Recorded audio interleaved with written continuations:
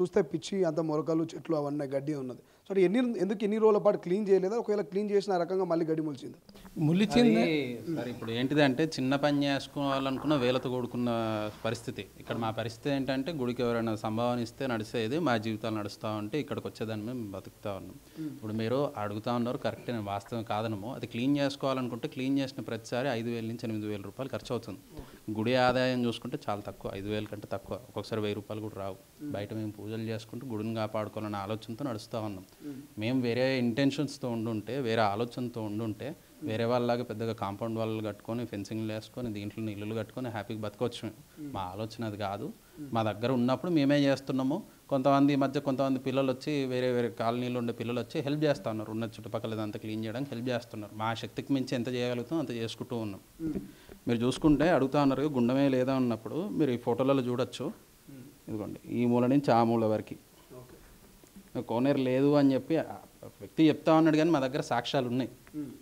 ఆ సాక్ష్యాలు సంబంధిత అధికారులకు ఇవ్వడం జరిగింది. మొన్న రంగనాథ్ గారు వచ్చినప్పుడు కూడా హైడ్రా కమిషనర్ గారికి రమ్మన్నారు. రేపు ఖచ్చితంగా రేపు కూడా ఇవన్నీ ఆల్రెడీ సబ్మిట్ చేసాం, మళ్ళీ ఇంకోసారి సబ్మిట్ చేస్తాం. ఒక్కసారి ఆ బయటికి వెళ్ళి చూసే ప్రయత్నం చేద్దాం. ఎందుకంటే దాదాపు జగద్గిరి గుట్ట అంటే ఇక్కడ కుక్కటిపల్లి కావచ్చు, హైదరాబాద్లో తెలియని వాళ్ళు అంటూ ఉంటారు. ఎందుకంటే దాదాపు మనకున్న సమాచారం ప్రకారం 18 ఎకరాల వరకు ఈ జగద్గిరి గుట్ట మొత్తం ఉండే అవకాశం ఉంటుంది. దాదాపు 10,000 కంటే ఎక్కువ సంఖ్యలో ఇక్కడ గుళ్ళు ఉన్నాయి. శివాలయం ఉన్నది, అదేవిధంగా శ్రీ వెంకటేశ్వర స్వామి ఆలయం ఉన్నది, హరిహర గోవిందరాజ స్వామి ఆలయం ఉన్నది. ఇట్లా చెప్పుకుంటూ పోతే చాలా రకాల ఆలయాలను ఇక్కడ నిర్మించుకున్నారు. ఆలయాలకు సంబంధించినటువంటి కమిటీలు ఏర్పాటు చేసుకున్నట్టు తెలుస్తుంది. సో వాళ్ళు అక్కడ ఉన్నటువంటి కమిటీలు ఏర్పాటు చేసుకొని ఆలయ అభివృద్ధిని చేసుకుంటున్నారు. అదే రకంగా ఇక్కడ గోవిందరాజ స్వామి ఆలయము, సో ఎవరైతే మనం చెప్తా ఉన్నామో, సో నరహరి స్వామి ఎవరైతే ఉన్నారో వాళ్ళకి కల్లోకి రావడము, గత 20-30 ఏళ్ల కిందట వాళ్ళు ఇక్కడ గుడిని నిర్మించుకొని దానికి కంటిన్యూ చేస్తూ వస్తున్నటువంటి భక్తులకు నిత్యం పూజలు అందిస్తున్నటువంటి పరిస్థితి మనకు కనిపిస్తుంది. ఎవరైతే భక్తులు వస్తూ ఉన్నారో వాళ్ళకి సంబంధించి కావచ్చు, మనం చూస్తూ ఉంటాము ఏకాదశి కావచ్చు, ఇతర సందర్భాల్లో చాలా వరకు ఇక్కడికి వస్తూ ఉంటారు. పూజలను ఇక్కడ వచ్చి భక్తులు కోరికలు కూడా కోరుకుంటూ ఉంటారు. సో ఆ రకంగా కంటిన్యూ అవుతూ వస్తుంది. బట్ పెద్దగా మనకు డెవలప్మెంట్ అయితే కనిపించట్లేదు. ఎందుకంటే గతంలో తడకలతో నిర్మించినటువంటి ఆలయము ఏదో గోడలతో మాత్రమే ఉంది, నామమాత్రంగానే కనిపిస్తుంది, కానీ పెద్దగా మనకు గుడి అభివృద్ధి అయితే మనకు కనిపించట్లేదు. సో మనం ఇప్పుడు చూస్తున్నటువంటి ఈ కోనేరు ఉన్నదా, ఇక్కడ మనం చెట్లు చూపిస్తూ ఉన్నాం.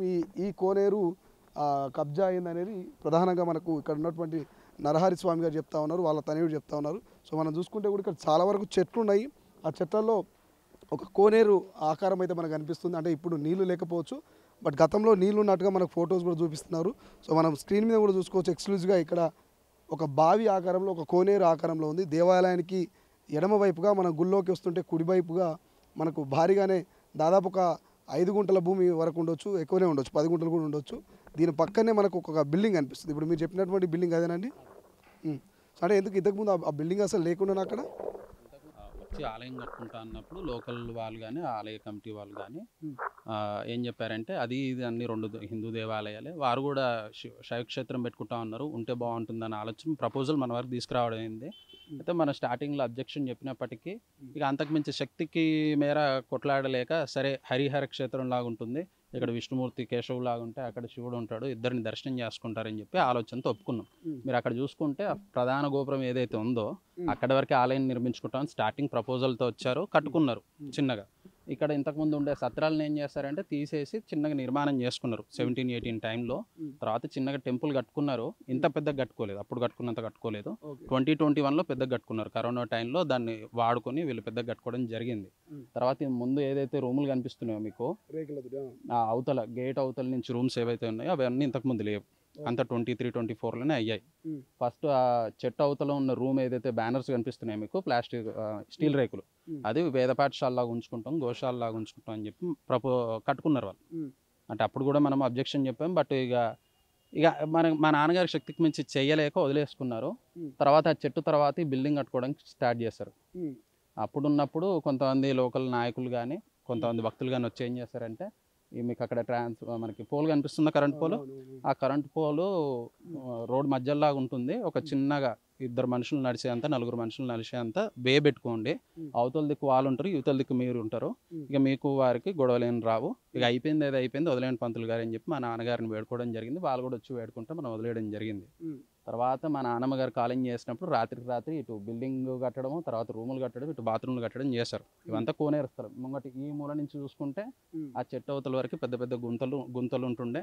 అంటే పర్టికులర్ కోనేరు లాగా ఉండకపోతుండే, బట్ మంచి వాటర్ స్టాకేజ్ ఉంటుండే, వాడుకునేటట్టు ఉంటుండే. తర్వాత వీళ్ళు ఏం చేశారంటే ఆ రూము ఈ రూము ఇక రెంట్కి ఇచ్చుకున్నారు అది ఇది అని చెప్పి వేరే భక్తులు అంటారు. అది మీరు ఎంక్వైరీ చేసుకోండి. ఇవి ఇక్కడ మీకు ఇప్పుడు బయటకు కనిపిస్తున్న చిన్న రూమ్లు ఏదైతే ఉన్నాయో బాత్రూమ్స్. ఓకే. తర్వాత ఇప్పుడు హైడ్రా కమిషనర్ వస్తున్నారు, వీళ్ళందరూ వస్తున్నారు అనే విషయం తెలిసాక దాన్ని రూమ్ లాగా మార్చుకున్నారు. కానీ దాన్ని ఏదైతే లింక్ ఉన్నదో అదంతా సెప్టిక్ సివరేజ్ అంతా ఈ కోనేరులో ఒక ట్యాంక్ కట్టుకున్నారు. ఈ పక్కకి ఇరగొట్టిన గోడల పక్కకి కట్టెల పక్కకి మనం క్లీన్ చేసుకుంటే సివరేజ్ ట్యాంక్ సెప్టిక్ ట్యాంక్ వెళ్తుంది. అది కాకుండా వాళ్ళ వేస్టేజ్ అంతా అలా క్రాస్ చేసుకొని దీంట్లో కలిపారు.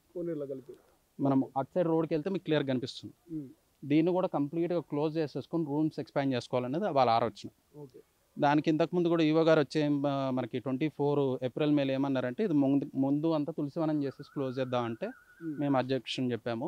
నాన్నగారు ఏం చెప్పారంటే ముంగట కోనేరు చేసుకుందాము, అంటే అప్పటికి ఆ బిల్డింగ్ దగ్గర ఉన్న ప్లేస్ నుంచి ఇదంతా కోనేరు చేసుకుందాము. వెనక వీళ్ళది కాంపౌండ్ వాళ్ళు లేకుండే. మీరు చూసుకుంటే వెనక ఓన్లీ ప్రధాన గోపురం వెనక వరకే వీళ్ళు కట్టుకుంటా అన్నారు. తర్వాత వీళ్ళు కాంపౌండ్ వాళ్ళు ఎక్స్టెండ్ చేసుకొని కట్టుకున్నారు.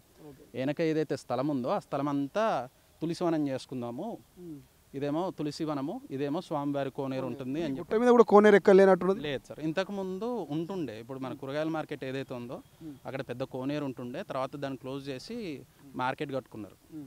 తర్వాత ఇక కోనేరు కడదామన్న ఆలోచనలోనే ఉండిపోయారు తప్ప భక్తులు ముంగడికి రాకను లేకపోతే అది ఇంకా అవ్వలేదు. ప్రపంచంలో ఏ మూల ఏ క్షణం ఏం జరుగుతుందో వేగంగా తెలుసుకోవడానికి తొలి వెలుగు వాట్సాప్ ఛానల్ని ఫాలో చేయండి.